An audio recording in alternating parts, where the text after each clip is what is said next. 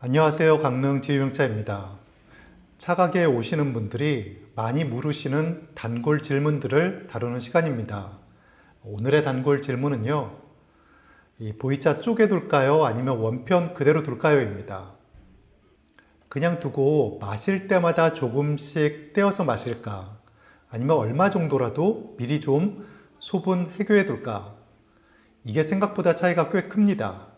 그리고 얼마나 오랫동안 장기 보관하느냐에 따라서 제 답도 달라집니다. 소분이냐 원편이냐 바로 들어가겠습니다. 보이차는 기본적으로 기납차입니다. 이렇게 찻잎을 단단하게 눌러서 여러 모양새로 만들어 놓은 차죠. 물론 산차도 있습니다만 보이차의 정통성은 이 기납차가 가지고 있다고 할 수 있습니다. 물론 기납 자체는 보이차만의 문화는 아닙니다. 백차도 흔하게 기납을 하고 홍차나 무이암차, 오룡차도 드물지만 기납을 하기도 합니다. 하지만 보이차만큼 기납을 전제로 제작하는 차는 없습니다. 왜 그럴까요? 사실 기납의 이유는 단순했습니다. 운송 때문이었죠. 중국의 가장 서남쪽에 있는 운남에서 티베트나 중국 각지로 차를 운반하려면 수천 킬로미터는 이동해야 합니다.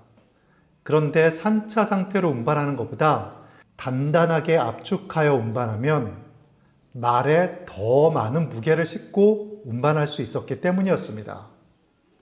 그런데 신기한 건 그렇게 압축해서 오래 두다 보니까 보이차 특유의 기표와 풍미가 생겨났다는 점입니다.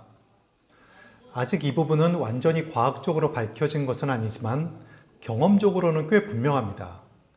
적당한 크기, 적당한 압력으로 기납하여 오래 두면 풀어진 채 보관하는 산차와는 상당히 다른 방향의 풍미가 생긴다는 것이죠.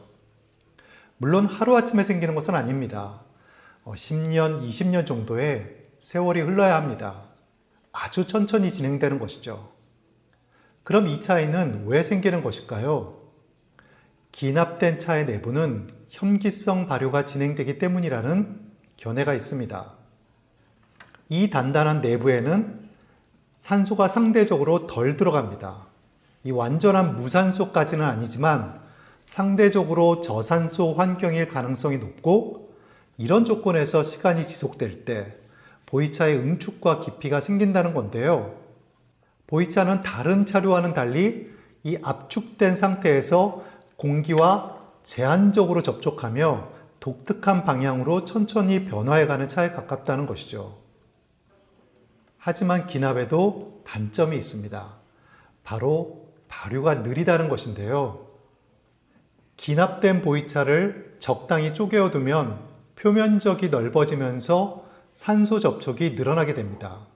이 과정에서 산화 발효가 일어나는데 이것은 풍미를 끌어올리는 작용을 합니다.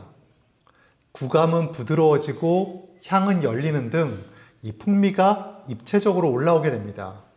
발효가 느렸던 단점이 쪼개어 두면서 보완되는 겁니다.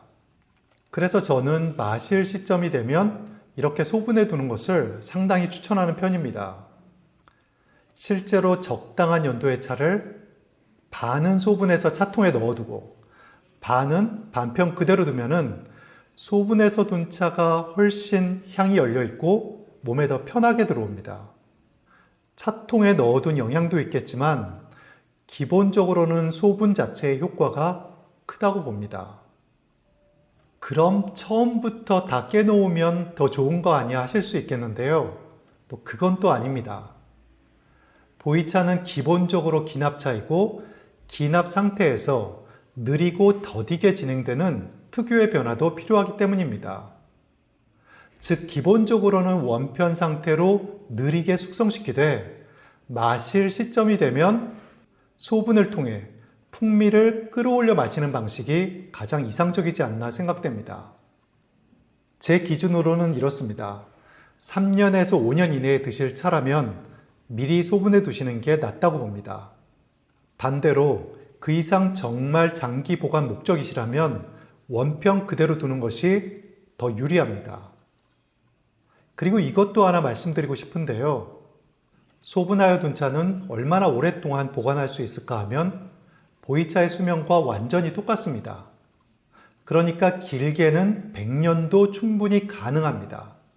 이 원평과 결이 다르게 발효된다는 것이지 보관의 기본 규칙만 지키시면 아주 오래 두었다가 드셔도 무방하다는 점 기억해 두시기 바랍니다.